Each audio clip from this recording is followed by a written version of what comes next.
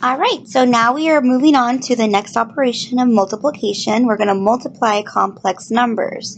So multiplying complex numbers is very similar to multiplying binomials and polynomials, which we learned how to do before. You can do your FOIL method or your box method. Just remember that when you're multiplying I by itself, you get -1. So you use the distributive property or the FOIL method or the box method, right? And then you simplify. And when it says simplify, you combine like terms. So if you have two terms that have I in them, combine them. If you have an I squared, make it a -1.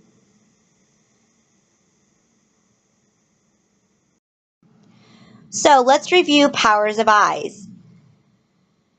I is the square root of -1, which means that if you have I squared, you have -1. If you have I cubed, you have -I. And if you have I to the fourth, you have 1. So this is an example of something that you would need to distribute. You would distribute -7 times -4, so your first number should be 28. So we know that it's not going to be options 3 or 4. Then you're going to distribute -7 to the -12i. So -7 times -12 will be positive 84i, which is option 1. So our answer choice would be 1. Go ahead and see if you can do this one on your own.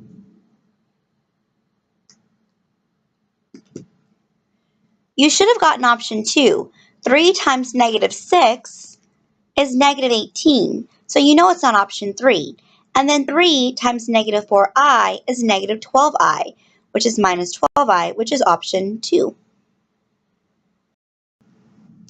Let's look at something like this, where you have 2 plus 5i times 3 plus 4i. So this is very similar to when we multiply binomials. You can use the box method. So I would have put 2 plus 5i on the top and 3 plus 4i on the bottom.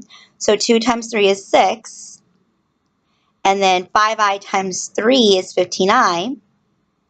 And then 4i times 2 is 8i. And then 5i times 4i is 20i squared, which is the same as 20 times -1, which is -20. So now I combine all that. 6 plus 15i plus 8i plus minus 20. And so I combine like terms. 15i plus 8i is 23i, and then 6 minus 20 is -14. Remember to put the real part first and the imaginary part second. Go ahead and try this one on your own. You should have gotten option 3, 73, because your i's cancel out, leaving you just numbers. And so you would have had to have done the box method. You would have had to have 8 plus 3i on top and 8 minus 3i on bottom. And so remember, this is what we call a conjugate, right? So you should have a conjugate will always cancel the i's out. And you can see this happen if you would do the box method. So for this one, this is 2 minus 6i squared, which means 2 minus 6i times 2 minus 6i. So for your box method, you would have 2 minus 6i on top, and then you would have 2 negative 6i going downwards. And then you would complete your box method, combine your like terms, and you would have gotten option 2, -32 minus 24i. Let's look at something like this. This is distribution again. This time you're distributing an I. So I times 3 would be 3i. I times 1/4 I would be 1/4 I squared. And then this I squared is going to become a -1. So now we have 3i plus 1/4 times -1.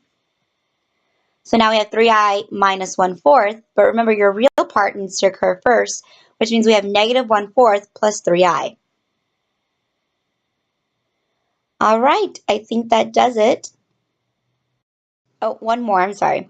So this one is I square root of 3 cubed. So remember the cubed, it's going to distribute. So you've got I cubed and the square root of 3 cubed.